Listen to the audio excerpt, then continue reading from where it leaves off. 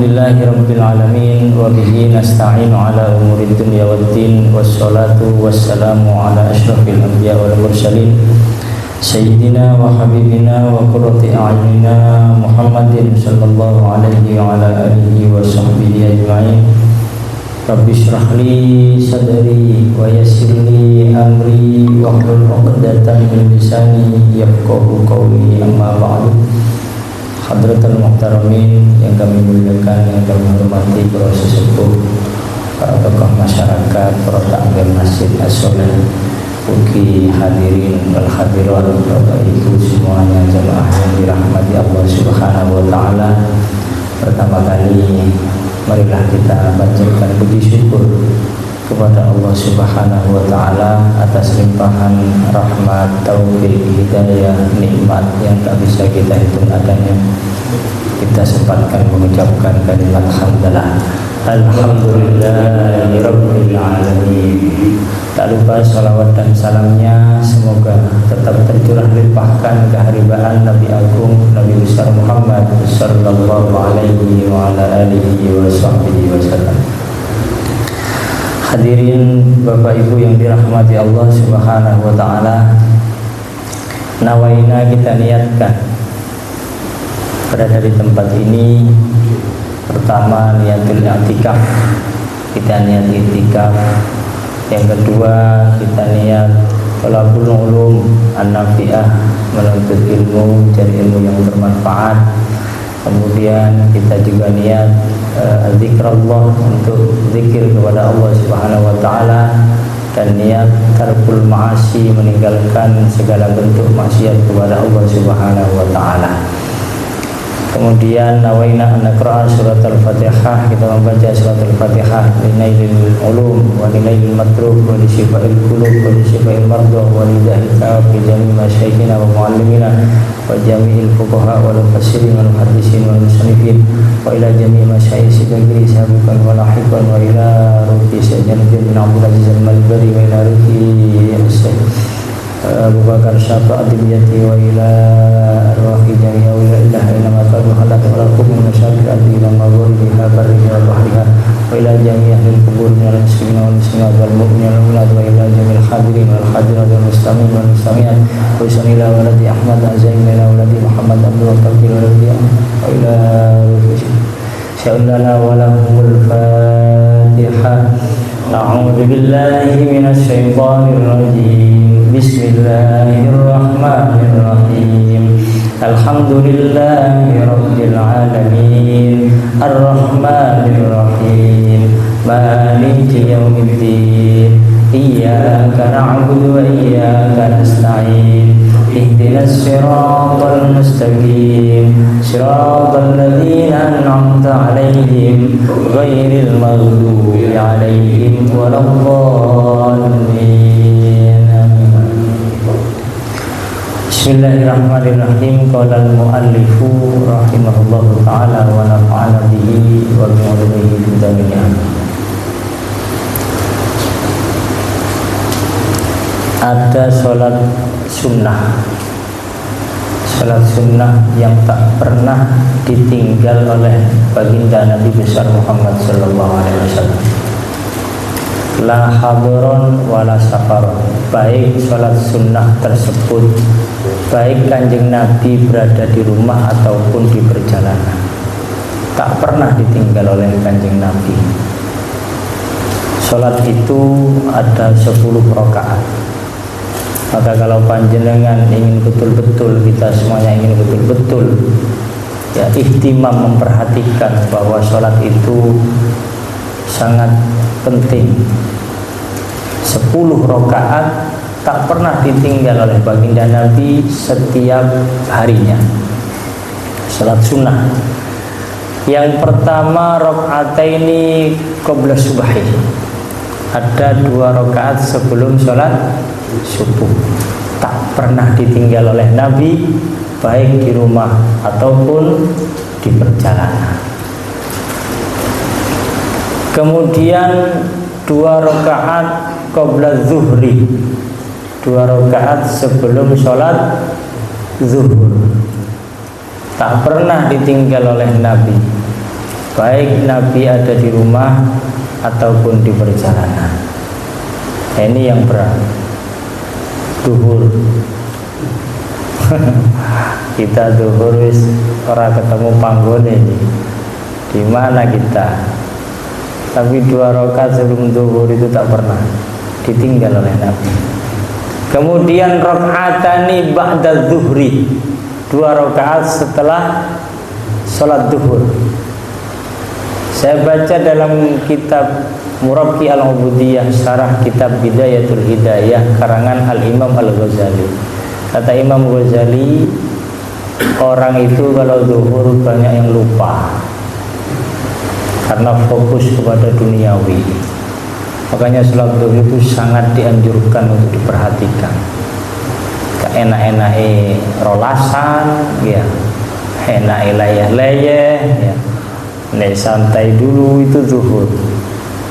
Jadi 2 rakaat sebelum zuhur, 2 rakaat setelah zuhur.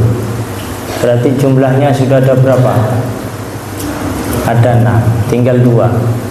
Tak pernah ditinggal oleh Nabi. Wa raka'atani ba'dal maghrib, 2 rakaat setelah sholat maghrib. Tinggal 2. Wa raka'atani ba'dal isya, 2 rakaat setelah sholat isya. Maka kalau panjenengan kita semuanya setelah sholat isya terus langsung kundur bali tenggeriani masing-masing, maka kalau bangun nanti, wah, masih bisa ndak untuk melaksanakan sholat ba'dal isya? Halo, nanti lem mboten Pak. Panjenengan sholat isya di As-Sholeh Grogol Indah sampai salam selesai. Karena ada keperluan mboten sholat sunnah ba'dal isya, langsung kundur, dress, tidur udah. Bangun 3:30. Nah, belum subuh. Terus panjenengan sholat ba'dal isya, boleh mboten? Jelas, harus dijelaskan. Lah salat ini panjenengan ini pripun? Maka saya jelaskan lagi. Nah, satu lagi nih, ini yang kerap terjadi. Panjenengan sholat subuh berjamaah, pernah kayaknya saya sampaikan. Sholat subuh berjamaah, istiqomah. Sholat sunnah qobliyah subuh istiqomah. Nah, pas panjenengan ke sini, nah, ada waktu sekitar setengah menit. Berarti masih belum bunyi nih, masih tek. Wah, guys, tinggal setengah menit. Panjenengan mau mengejar sholat sunnah qobliyah subuh karena tak pernah ditinggal oleh baginda Nabi. Tapi baik di wis arep qomat, panjenengan mengejar sholat sunnah nopo berdiri apa duduk apa bagaimana itu sikapnya itu sing pas niku? Menunggu baik berarti menunggu iqomah. Berarti menunggu iqomah. Nah, sholat sunnah qobliyah subuhnya bagaimana? Hangus apa bagaimana niku? Hah? Gimana itu? Udah jelas ini. Sholat sunnah setelah subuh ada apa tidak? Nah, panjenengan jawab sendiri itu sudah. Tadi belum sholat sunnah qobliyah subuh. Berarti bagaimana niku? Tak pernah ditinggal oleh Nabi. Jenengan mengejar sholat sunnah qobliyah subuh, tapi setelahnya sholat fardu subuh. Berarti bagaimana itu? Pripun niku? Hah? Makruh. Ada sholat sunnah makruh. Coba itu. Sunnah tapi makruh. Nah, ini perlu kami sampaikan. Dan pas kemarin kita sampaikan ke jamaah pengawasan, Bahkan ada teman saya ustadz juga, saya baru tahu keterangan ini katanya. Kok bisa kamu baru tahu? Kamu ustadz ini saya. Maka saya sampaikan bahwa waktunya sholat qobliyah, masuknya waktu sholat qobliyah itu bidukhuli waktil fardhi, ketika waktu sholat fardu niku datang. Allahu Akbar, Allahu Akbar. Lah itu sudah masuklah waktu sholat qobliyah. Sholat qobliyah ini ada akhirnya, batasan waktunya. Sampai kapan? Wayam taddu bimtidadihi, maka memanjang waktunya sholat qobliyah itu sampai waktu sholat fardu tersebut habis. Oke, jadi sampai waktu sholat fardu tersebut habis. Pertanyaannya, ketika panjenengan sudah melaksanakan sholat fardu subuh, salam, zikir, doa, waktu sholat subuh habis nopo mboten? Nah, masih ada kan? Berarti sholat qobliyah setelah sholat fardu subuh asah nopo mboten? Asah. Pertanyaannya lagi, sholat sunnah qobliyah ini kodoan apa adaan?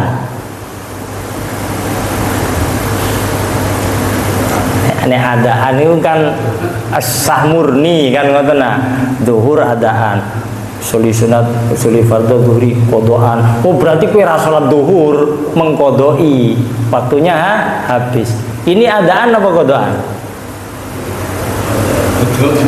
Ruwet paneh ya. Belajar senam fikih dari ini kan besar itu, senam fikih. Pun tak ulangi lagi bahwa sholat sunnah qobliyah itu ya masuk waktunya ketika masuk waktu sholat fardu dan habis waktunya sholat qobliyah ketika sholat fardu tersebut waktunya habis. Berarti sholat sunnah qobliyah setelah sholat fardu subuh itu dihukumi sah dan adaan, bukan kodoan. Pernah saya seperti itu, dan kadang mau kula mboten bingung, mboten usah terburu-buru. Imami di masjid, Allahu Akbar, Allahu Akbar, iqamah. Oke, saya sholat subuh, imami selesai. Orang-orang itu ada yang zikir, ada yang keluar. Saya sholat sunnah qobliyah, tak pernah ditinggal oleh Nabi. Pun itu saja. Oke, baru Nabi. Kalau maulidan, mari kita cinta baginda Nabi, cinta. Sholat sunnah radikakas. Itu tak pernah ditinggal oleh Nabi. Sholat sunnah qobliyah 2 kali, dan salam. Ada jamaah ibu-ibu itu, Ustaz, jenengan Ustaz sholat apa? Mulai tanya. Sholat sunnah qobliyah. Bukan, tidak ada sholat sunnah setelah subuh. Ya tidak ada. Yang ada ini sholat sunnah qobliyah, begitu saya. Tidak jelaskan bahwa itu kalau waktunya panjenengan tidak memungkinkan, gitu ya. Jadi tetap sholatlah qobliyah selama waktu sholat itu masih ada, waktu sholat fardunya. Sama dengan sholat sunnah qobliyah asar. Panjenengan kalau sholat sunnah qobliyah asar berapa rakaat? Minimal 2, maksimal 4. Oh, ini biar panjenengan istiqomah. Imam Ghazali mengutip hadis. Baginda Nabi itu ngendikan, berdoa kanjeng Nabi, ya Allah, panjenengan rahmati orang yang sholat sunnah 4 rakaat sebelum sholat asar. Ditungake kali kanjeng Nabi. Bahkan Imam Ghazali, kita harusnya sholat sunnah 4 rakaat sebelum sholat asar. Apa faedahnya? Kita itu berharap masuk kepada doanya kanjeng Nabi Muhammad Sallallahu Alaihi Wasallam. 4 rakaat sebelum sholat asar. Nah, sama ketika panjenengan nanti Ya, asarnya itu sudah sholat asar selesai. Loh, aku kok urung sholat sunnah qobliyah, lupa ataupun tidak sempat atau ada uzur, maka sholatlah 4 rakaat setelah melaksanakan sholat asar, tapi niatnya qobliyah. Karena waktu sholat asar masih ada. Jadi kembali ke sana, sholat sunnah sangat penting untuk kita perhatikan karena bisa mendekatkan hati kita itu kepada Rabb kita, kepada Allah Subhanahu wa Ta'ala, seperti itu. Pun itu sholat sunnah yang tak pernah ditinggal oleh Kanjeng Nabi Muhammad sallallahu alaihi wasallam, la hadaron wala safaron, baik itu di rumah ataupun di perjalanan. 2 rakaat sebelum subuh, 2 rakaat sebelum zuhur, 2 rakaat setelah zuhur, 2 rakaat setelah maghrib, 2 rakaat setelah isya. Nah itu. Jadi panjenengan kalau sholat taraweh bar isya kan biasanya duduk, ada yang nunggu sholat taraweh gitu. Yang lain sholat sunnah niku toh, jangan kusuk-kusuk suwe men toh Bilal. Itu sholat sunnah yang tak pernah ditinggal Nabi itu. Sholat sunnah ba'dal isya. Loh, tapi pun kebacut sholat tarawih kalau Pak Ustadz rampung lah. Karena waktu isya itu memanjang sampai subuh, maka panjenengan nanti setelah bangun sahur. Nah, panjenengan ingat, saya belum sholat sunnah badal isya. Sholatlah 2 rakaat setelah sholat isya. Waktunya masih ada dan itu adaan. Maka eman kita itu, wah masih ada tak sholat sih gitu. Nggih, niki sholat sunnah yang tak pernah ditinggal oleh Kanjeng Nabi Muhammad sallallahu alaihi wasallam. Ada sholat sunnah sing rondo unik dan jarang sekali panjenengan laksanakan, yaitu sholat tasbih. Sholat apa Pak? Tasbih. Nah, ini ada caranya. Panjenengan sholat tasbih berapa rakaat?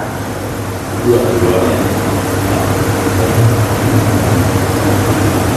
Halo, panjenengan sholat tasbih berapa rakaat? 2 rakaat. Katanya kurang tepat ini, kurang tepat. Bacaan tasbih fi kulli rakaatin 75 tasbih. Setiap rakaat 75 tasbih. Itu riwayatnya, hadis. Makanya saya ndak nih mboten wani nek mboten hadis niki ngarang-arang dhewe nggih. Hadis niki 75 tasbih setiap rakaat. Berarti sholat tasbih itu dalam riwayatnya dilaksanakan 4 rakaat. Paham nggih? 4 rakaat. Berarti 75 dikali 4 ada berapa tasbih? 300 tasbih. Oh, mengingat-ingat ini. Oh, berarti setiap rakaat itu maca tasbih 75. Wis. 4 rakaat. Sholat tasbih dilakukan malam hari apa siang hari? Malam hari ba'da isya. Ada lagi jawabannya? Loh, ini biar berpikir kita. Karena kita itu tidak tahu, ada orang sholat siang hari, sholat tasbih. Kira-kira bagaimana?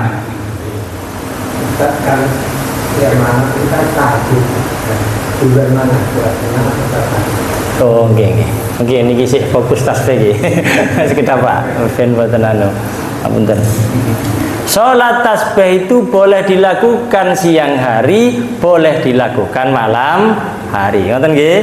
Jenengan sholat tasbih jam 09.00 Pak Ustaz, timbangi kula turu wae nglumprus posoan sholat tasbih. Nah, 4 rakaat misalnya. Di jam 9 pagi hari berarti, atau setelah zuhur, tak masalah. Yang penting jangan setelah asar. Nah, ngoten nggih.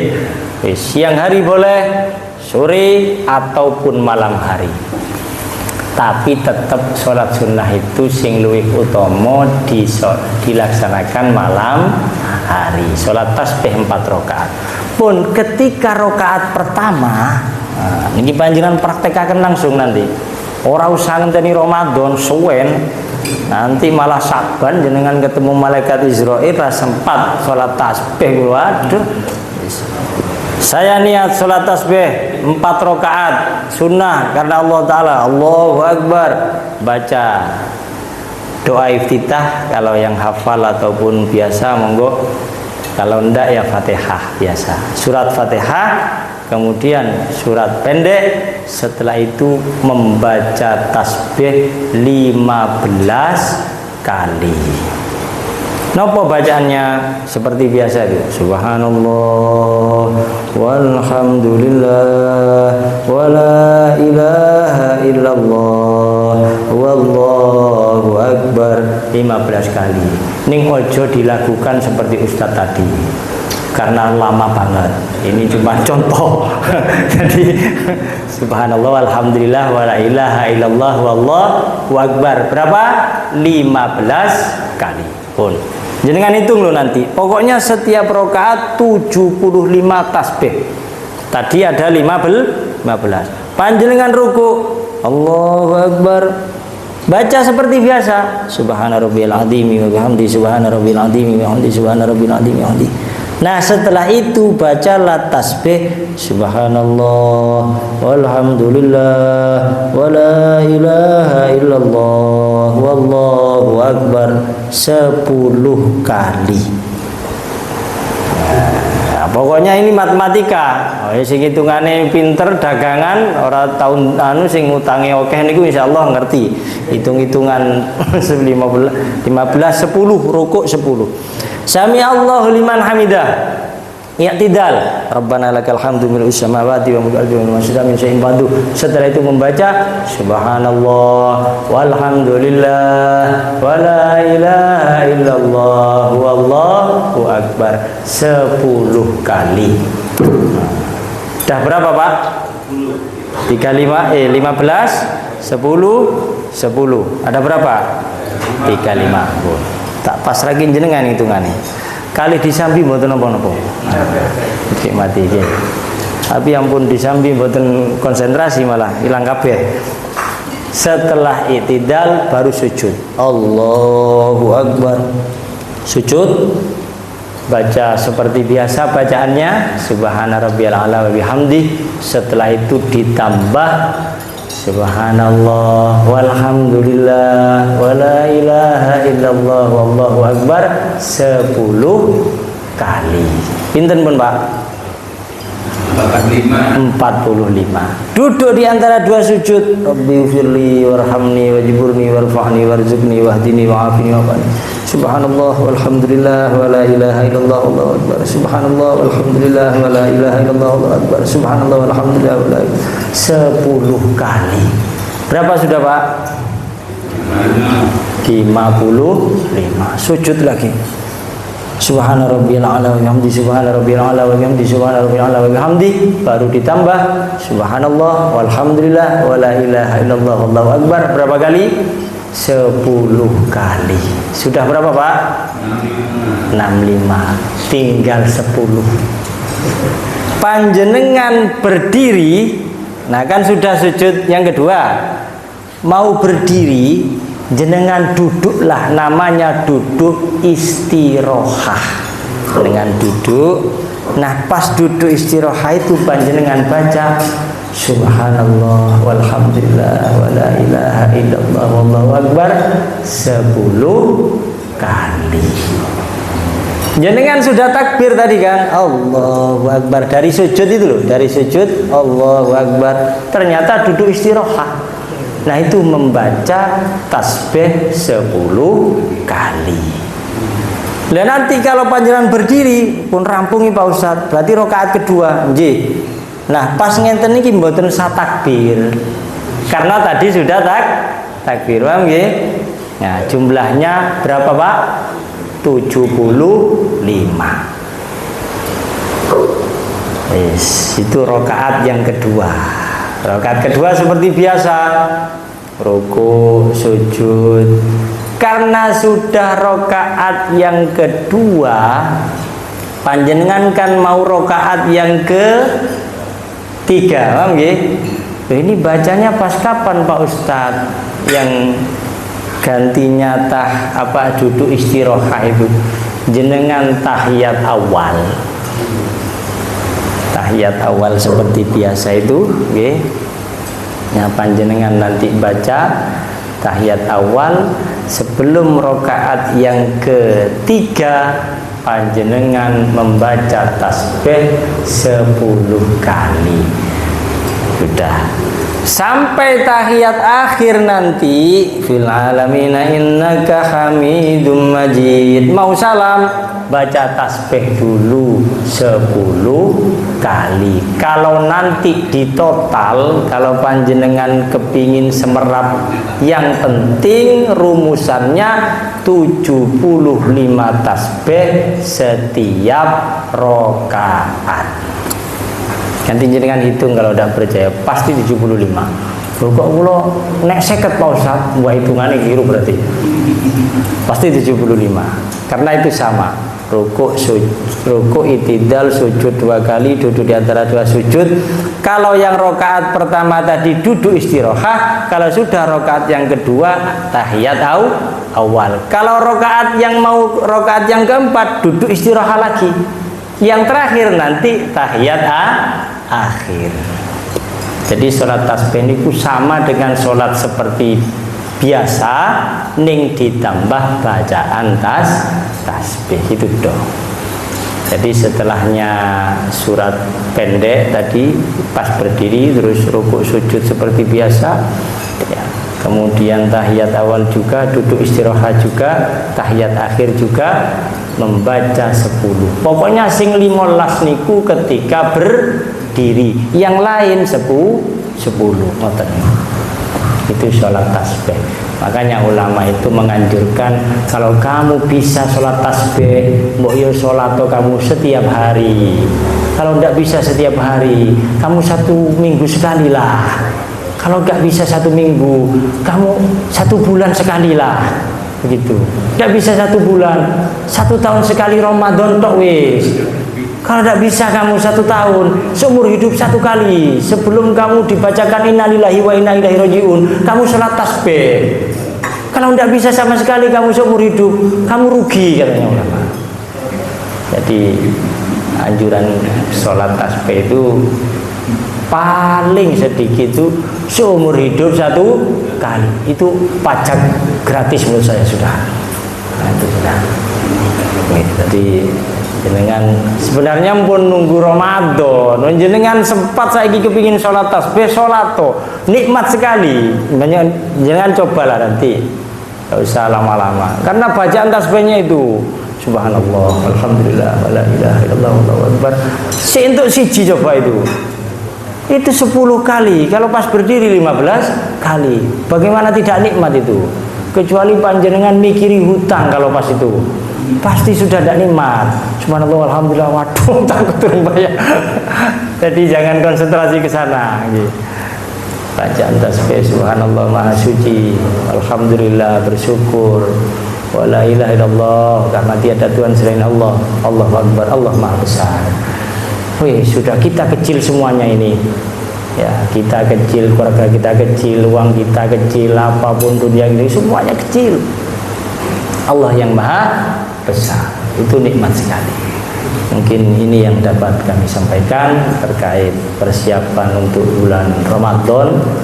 Tidak usah nunggu Sya'ban atau Ramadan, sholat sunnah itu dikerjakan setiap hari. Jadi Ramadan itu tambah senang, tambah sholat sunnahnya, bukan ketika Ramadan saja. Sama dengan baca Al-Quran itu sebenarnya, buat nunggu Ramadan. Ramadan buka kabeh Al-Qur'ane. Bar Idul Fitri, waduh wis kena debu kabeh Al-Qur'ane, nganti ketemu Ramadan meneh. Ramadan buka meneh. Ndak harus, jadi setiap hari sebenarnya ngoten. pun menawi wonten pertanyaan saking panjenengan terkait bab ini atau yang lain, monggo bisa didiskusikan. Allah.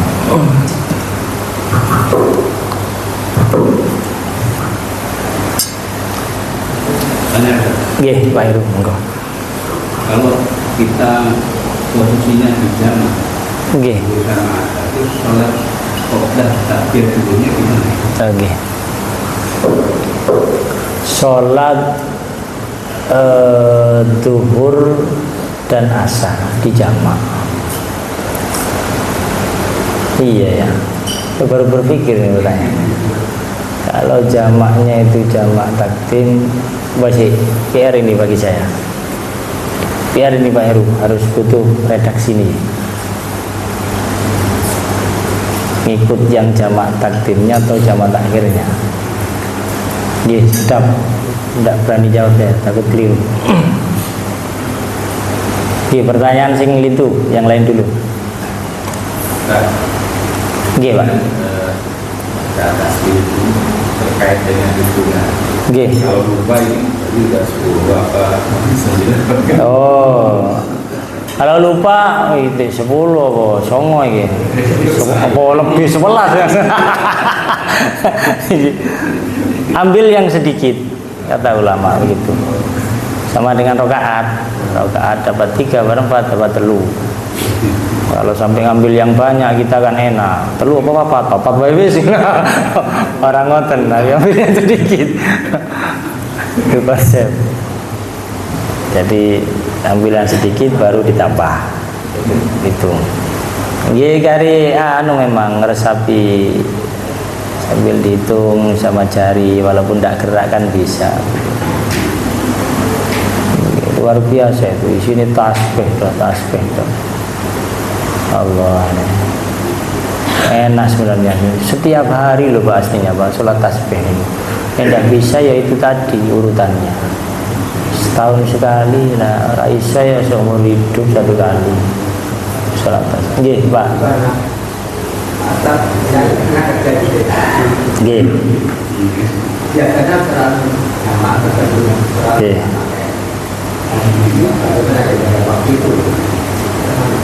Nggih, sholat jamaah setiap hari Pak, jamaah Pak. Setiap hari jamaah. Oh, oke, tidak apa-apa Pak. Tidak apa-apa. Yang penting sholat jamaah itu kan tidak dilaksanakan setiap hari. Gitu. Ada jamaah sini yang punya karyawan. Tanya, Pak Ustadz, saya kan mengantarkan barang kemana-mana, keluar kota. Itu bagaimana tak jamaah Pak Ustadz? Berarti jenengan sholat jamaahnya tiap hari? Ya tiap hari Pak Ustadz, tidak boleh begitu saya. Karena tidak bisa sholat jamaah itu dilakukan setiap hari. Kalau jenis seperti tidak apa-apa. Kalau tidak bisa kayak anak itu tidak apa-apa. Tapi kan tidak bisa kayak Tanjung, tidak bisa kayak Purwokerto atau lebih nakal itu yang nama. Oke. Tapi itu tidak ada ruangan susulan itu tidak cuma ada. Oke, ada lagi Menawi, monggo. Ya Pak. Keterangan kualitas itu kan ada alat. Ya. Itu cara melakukannya seperti surat ibu seperti bahasa. Ya, bahasa. Itu kata ulama kalau kamu sholatnya di malam hari seperti itu. Jadi 4 rakaat, 1 salam. Kalau kamu laksanakan di siang hari, keliru terbalik. Nah, siang hari langsung 4 rakaat 1 salam. Tapi kalau kamu di malam hari, peraturannya kan ada hadis as-sholatu masna. Jadi kalau sholat malam itu 2 rakaat salam, 2 rakaat salam. Maka tambah enak kalau 2 rakaat salam, berarti ketika tahiyat akhir yang sholat 2 rakaat yang pertama niku sebelum salam baca tasbih 10 kali. Kemudian berdiri lagi, saya niat sholat tasbih ya Allahu Akbar gitu. Nanti tahiyat akhir lagi baca tasbih 10 kali. Jadi sama sebenarnya. Jadi kalau yang 4 rakaat 1 salam nanti ada tahiyat awal. Kalau yang 2 rakaat salam 2 rakaat salam berarti tahiyat akhir di setengah-setengahnya itu ada duduk istirahat itu membaca tasbih. Pak Ustaz. Oh nggih Bu, wah ini baru ini nggih monggo Bu. Kita kan kalau sholat subuh kadang kalah, jadi belum sempat qobliyah. Nggih. Nah, waktu qobliyah subuh itu kan waktunya sampai subuh itu habis. Nggih. Terus itu baca niatnya tetap kita baca qobliyah itu Pak Ustaz. Oh nggih, siap. Atur nuwun. Sampun. Ampun. Nggih. Niat tidak berubah. Hanya saja anggapan masyarakat baiki habis waktu nih bar sholat subuh kan ngoten. Tetap niatnya sholat qobliyah. Yang tidak boleh itu sholat ba'diyah ditaruh sebelum sholat fardu. Itu tidak bisa. Karena kata ulama, masuknya waktu sholat ba'diyah itu harus setelah melaksanakan sholat tidak bisa dibalik. Wah, aku tak sholat ba'diyah saiki Pak Ustaz, ben kok bar isya ora usah ba'diyah sewen. Tidak bisa gitu. Karena masuknya waktu ba'diyah itu setelahnya melaksanakan sholat fardu.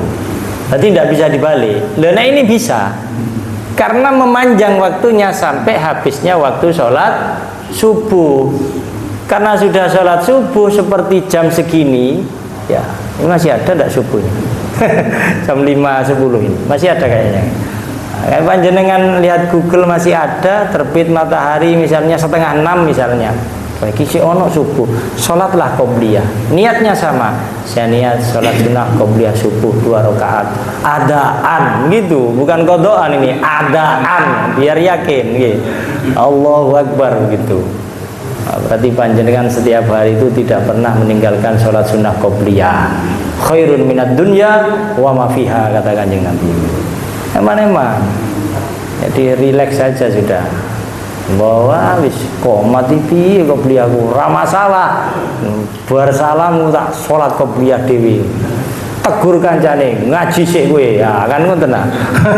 Biar jelas. Ngoten nggih Bu.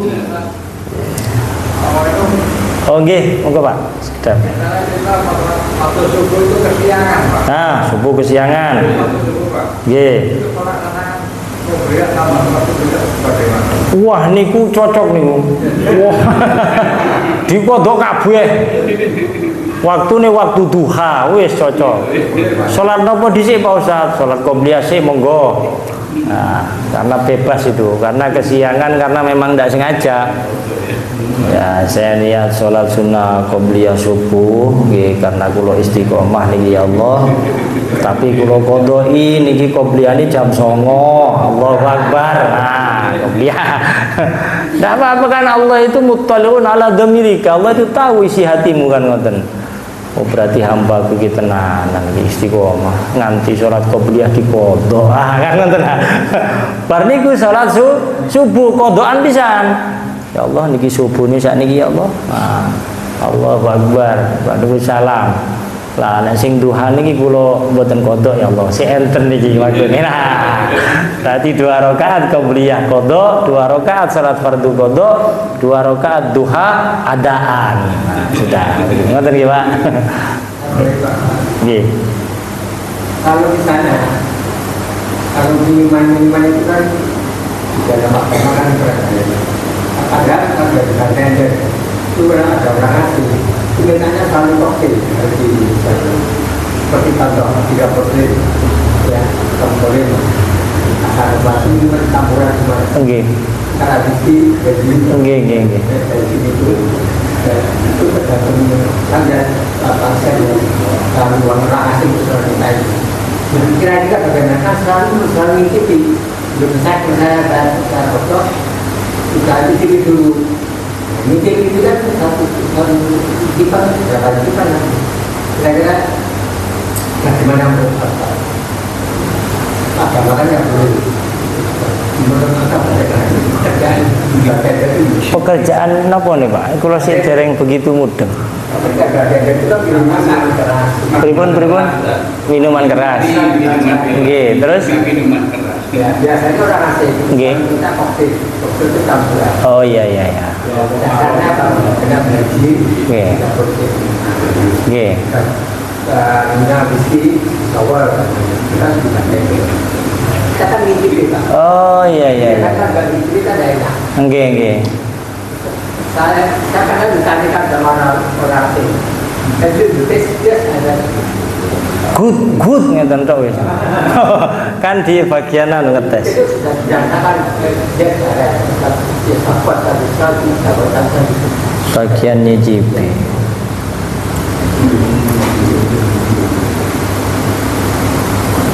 Dia tetap haram Pak. Mau dikatakan halal bagaimana? Pertama panjenengan itu seandainya mencicipi sedikit itu makfu misalnya atau wong sidik Pak Ustaz, tapi bentuk panjenengan itu ada i'anah halal ma'asi, ada bentuk menolong orang untuk berbuat dosa kan ngoten. Pasti enten eduk apa ya bahasanya itu, ada tolong menolongnya di dalam keburukan. ada proses dan minusnya. Iya tetap begitu. Jadi pangapunten sangat urusan seperti itu memang Islam ini tegas. Jadi itu sudah kan ini orang Islam semuanya yang ada di masjid nih. Saya bicara seperti ini karena kita semuanya Islam, tidak untuk menjotos yang lain. Pernah dulu saya ditelepon Pak, ada orang, Pak Ustaz mau tanya saya, nggih Pak, pripun? Dia bos besar, ya seperti apa ya, punya pabrik, kemudian juga tuan tanah, sering beli tanah jual lagi begitu ya. Kemudian saya ini ada orang minta tolong saya Pak Ustaz untuk carikan tanah begitu. Untuk apa tanahnya Pak? Untuk buat peribadatan, bukan masjid lah begitu. Nah intinya orang-orang non muslim lah begitu. Bagaimana hukum saya mencarikan tanah ini Pak Ustaz? Nah kan pasti ada laba, ada macam-macamnya kan itu Pak, ada persentasenya kan gitu. Bagaimana Pak Ustaz? Wah saya mau jawab gimana ini saya? Wis tak jawab gini gitu. Tapi intinya sama jawabannya. Panjenengan Pak, ya bangun masjid ya dengan uang jenengan sendiri. Selama masjid itu dibuat ibadah, mengalir terus pahalanya panjenengan sampai meninggal dunia. Nah kalau ini Pak, kalau panjenengan nanti yang nyarikan tanah panjenengan, maka selama tanah tadi itu dibuat bangunan untuk menyembah selain Allah, maka selama itu panjenengan mendapatkan aliran dosa gitu. Wih sudah jadi katanya. Akhirnya tidak jadi. Ya kan karena itu Pak, tetap tasabbuh. Sebab panjenengan itu bergerak, berpikir, mencari, akhirnya jadilah itu. Walaupun wasilahnya hanya mencari, itu namanya i'anah alal ma'asi dalam fikih. Membantu, menolong orang untuk berbuat maksiat. Dan bentuk kemaksiatan yang besar kan itu, kata Nabi. Jadi Nabi Muhammad itu dulu masih muda. Ini sejarah ya, ini sirah nabawi. Tidak pernah mendekat-dekat dengan orang-orang seperti itu, penyembah patung, penyembah api dan macam-macam itu. Sampai Kanjeng Nabi tahannus beribadah di Gua Hira yang lebarnya 2 meter kali 1 meter kurang lebih. Saya ukur itu pirang meter Gua Hira itu. Berarti 4 diro kali, jadi sekitar 2 meter kali 1 meter Pak. Panjangnya 2 meteran kurang lebih, lebarnya 1 meter. Panjenengan di situ sudah di gua Pak, mboten kena sini. Itu tahanus apa yang dipikirkan Kanjeng Nabi ketika itu?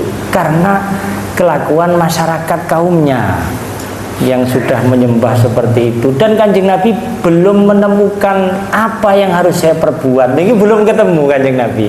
Makanya tahanus mendekatkan diri kepada Allah, turunlah wahyu malaikat Jibril datang, itu pertama kali. Dan perbuatan yang paling dibenci Kanjeng Nabi sama sudah. Itu sudah bentuk itu. Maka jangan dekat-dekat. Nah, niki wonten jawaban Pak Heru. Alhamdulillah. Far'un idza jama'a adh-dhuhra wal 'ashra shalla sunnatadz dhuhri thumma sunnatal 'ashri thumma ya'ti bil faridaini. Wa fi jam'il isya wal maghrib yusalli al faridataini thumma sunnatal maghrib. Nah, penjelasannya pelaksanaannya ya, selesai melaksanakan sholat asar yang dijamak takdim dengan duhur. Niki contohnya duhur dengan asar, karena kan ada takdim ada takhir. Kalau takdim berarti melaksanakan dua sholat di waktu sholat yang pertama, berarti duhur dan asar jamak takdim. Maka urutan untuk jamak takdim dan atau jamak takdim dan qashar antara duhur dan asar adalah satu, sholat sunnah qobliyah duhur, pasti karena dilaksanakan di waktu duhur. Kemudian sholat duhur dijamak, ya, sholat asar dijamak, berarti sholat fardunya. Setelah itu sholat sunnah ba'diyah duhur, ya. Kemudian sholat sunnah qobliyah asar. Giroto akeh nih PR. Dan jenengan jamak, jadi yo selainnya akan ngikut. Jadi sholat sunnah qobliyah duhur, kemudian sholat jamak duhur dan asar, kemudian sholat sunnah ba'diyah duhur, gitu. Kemudian sholat sunnah qobliyah asar, gitu. Oke. Karena jenengan jamak takdim. Nah, tapi kalau panjenengan itu ya jamaknya itu jamak takhir, ya. Mana yang jamak takhir? Sedangkan urutan untuk jamak takdim dan atau jamak takdim dan qashar antara maghrib dan isya ini yang takdim dok berarti. Sholat maghrib dijamak, kemudian sholat isya dijamak. Setelah itu sholat sunnah ba'diyah maghrib, setelah itu sholat sunnah qobliyah isya, setelah itu sholat sunnah ba'diyah isya. Enak ini, berarti fardu dulu kalau takdim.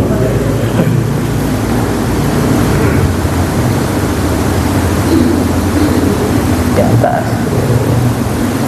Kalau duhur dan asar berarti sholat sunnah, tidak usah berarti duhurnya itu habis ini waktunya. Itu yang takdim, Mbak. Sementara yang takdim, sementara. Karena redaksinya ngoten ulama yang takdim. Yeah. Summa sunnatal maghrib, summa sunnatal isya, summa al-witir.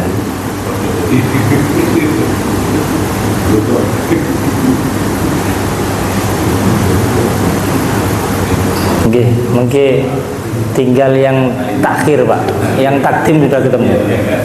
Nah, pertanyaan nih Pak Heru ini pertanyaan bahsul masail ini. Jadi tinggal yang jamak takhir. Ada lagi satu lagi nggih. Monggo. Masalah salat sunat taubah. Nggih. Yaitu pelaksananya pada saat seperti apa? Tetap sholat sunnah yang afdol dilakukan di malam hari. Tapi sholat sunnah taubat itu segera. Kalau memang sudah melaksanakan dosa, jangan nunggu malam hari. Kalau sudah, ya Allah kok saya berbuat dosa, sudah sholat sunnah taubat. Itu. Kalau kata sholat sunnah taubat boleh, karena apa? boleh karena kita itu tidak luput dari dosa. Karena panjenengan keluar dari sini saja sudah melihat auratnya perempuan, wah itu sudah dosa. Itu dosanya sudah bukan hanya melihat Pak. Pangapunten nggih, ini kita jelaskan secara fikih. Panjenengan melihat pertama dosa, membiarkan pun dosa. Tahu nggih? Anak wong bodine semok megol-megol gitu, buka aurat. Wah, wis sapa bodine anjir misalnya kan. itu panjenengan melihat sudah dosa, membiarkan karena panjenengan tidak nahi mungkar itu juga dosa. Amar ma'ruf nahi mungkar hukumnya wajib. Maka bagaimana ini Pak Ustaz? Dosa toh? Ya dosa toh memang. Makanya jangan keluar rumah panjenengan. Nah itu mungkin di baru. Jadi arahannya ke sana. Ya Allah dosa toh. Ya banyak istighfar itu sudah. Makanya kalau melihat seperti itu jangan diteruskan. Kalau waduh Masya Allah bodine itu jangan dilamakan. Jadi pandangan pertama itu sudah, tapi itu sekali gini pertama tapi terusan panjenengan lamanya itu yang dibahas. Ya. Jadi begitu. Ini nanti asik ini di akhir sebelum Ramadan, di 12 Januari ada pembahasan fikih yang dihadiri oleh pondok pesantren dan organisasi di Sururaya di pondoknya Ustadz Alwi. Saya juga dapat undangan. Apa yang dibahas coba saya baca itu. Bagaimana hukum melihat auratnya orang di HP coba itu. Ayo panjenengan jawab Pak sekarang Pak. Nah, coba itu. Ini kan HP Pak, bukan orang begitu saya. Maka enak kalau saya jawab. Kata ulama itu sama dengan orang melihat perempuan di kaca cermin. Jadi kalau panjenengan punya spion yang besar, wih cewek wayu Masya Allah ya. Aku radoso karena tidak melihat secara langsung. Ning pertanyaannya panjenengan syahwat apa mboten? Nek syahwat dosa. Kalau ndak syahwat ndak dosa. Kalau main HP itu wah megal. Nek syahwat ki padha dosa. Nah, tapi kalau ndak syahwat ndak apa-apa. Lewat di beranda jenengan scroll wae. Tapi kalau wih wah ini dosa niku nggih karena syahwat. Gitu saya. Ini seru pembahasan ini. Jadi media sosial ndak usah ruwet. Angger panjenengan syahwat haram ndak syahwat ndak haram. Ngoten nggih? Mungkin cukup dulu. Insyaallah. Oh masih ada? Nggih, monggo. Nggih, adaan kodokan. Gimana Pak? Pertanyaan. Penjelasannya ngeten. Jadi panjenengan salat sunnah nggih. Salat sunnah itu kan ada qobliyah, ada ba'diyah. Kalau qobliyah berarti salat sunnah dulu, kemudian salat fardu. Ketika ada suatu hal panjenengan istiqomah salat qobliyah, waduh kok aku ora iso salat qobliyah intinya, jenengan salat fardu, katakan subuh. Bar salat subuh, salam, zikir, doa, panjenengan salatlah qobliyah. Kenapa? Karena waktunya sholat subuh masih ada, waktunya sholat qobliyah itu juga masih ada. Karena sholat qobliyah ngikut waktunya pada sholat fardu subuh. Begitu Pak. Dan sholat ini yang dilaksanakan qobliyah ini dilaksanakan setelah subuh itu adaan. Apa maksudnya adaan? Gimboten masih ada waktunya adaan itu, masih sesuai waktunya. Tapi kalau kodoan dikodoi. Jadi sholat tepat pada waktunya itu namanya adaan. Nek sholat pun habis waktunya namanya kodoan. Itu intinya. Sama dengan puasa nih loh, panjenengan nek puasa Ramadan berarti kan adaan. Tapi nek panjenengan mboten poso Ramadan, bayar hutang nanti itu namanya kodoan. Mungkin itu yang dapat kami sampaikan. Insyaallah kita ngaji lagi di kesempatan berikutnya. Oke, matur nuwun sedaya niki tambahan ilmu bagi saya pribadi juga bagi kita semuanya nih. Muga-muga ndadosaken ilmu kang manfaat dan barokah. Semoga diberikan rezeki lancar, sehat walafiat, jadi bisa menemui Ramadan itu dalam keadaan bahagia, ya. Dalam keadaan bahagia. Monggo kita tutup dengan bacaan surat Al-Asr. Bismillahirrahmanirrahim. Wal 'asr innal insana lafi khusr illal ladzina amanu wa 'amilus solihati wa tawassaw bil haqqi wa tawassaw bis sabr. Wal 'afwu minkum. Assalamualaikum warahmatullahi wabarakatuh.